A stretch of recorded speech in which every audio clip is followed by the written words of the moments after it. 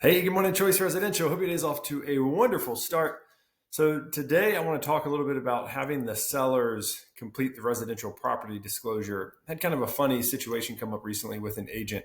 They contacted me in kind of a little bit of a panic because they were listing a home. As far as they knew, the home was not in the flood zone.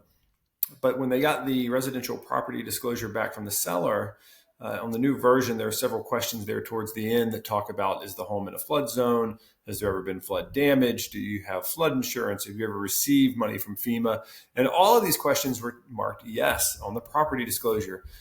And the agent was calling me freaking out saying, I've looked, I looked at the maps everywhere I know to look. I don't see where it's in a flood zone. I don't understand. Why did she never mention this before? The sellers didn't tell me they had damage and they had gotten money and all this stuff before. And I looked at it and the property disclosure had been done through Loop.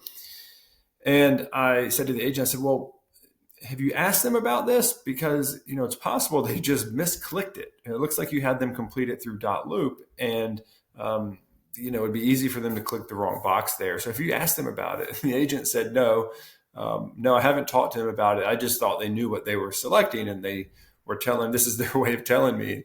Went back, talked to the sellers. And of course they had just accidentally clicked yes on that series of questions.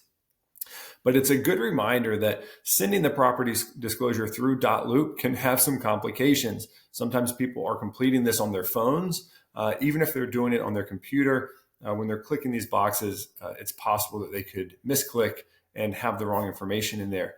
I encourage you whenever possible to either review this with the sellers, maybe on a Zoom call or over the phone, and then you're selecting their responses and then having them initial and sign that. Or even better is to just make this form one of those that you do in person whenever possible. While most paperwork is going to be sent for electronic signature, this would be a good one to have them fill out by hand and sign by hand. And I encourage you to just sit there with them and go through each question with them, because even as an agent who does this every day, reading those questions can be a little laborious. So going through it with them, helping them understand what each question is and think through their responses, where they may say, oh, well, we have this little leaky faucet, or there's a crack in the drywall, or we did whatever it is, you can then, it creates some discussion amongst you and the seller. And that's a great thing because it helps you discover, oh, is there a red flag here? Is there something else I need to be asking them or something else we need to talk about?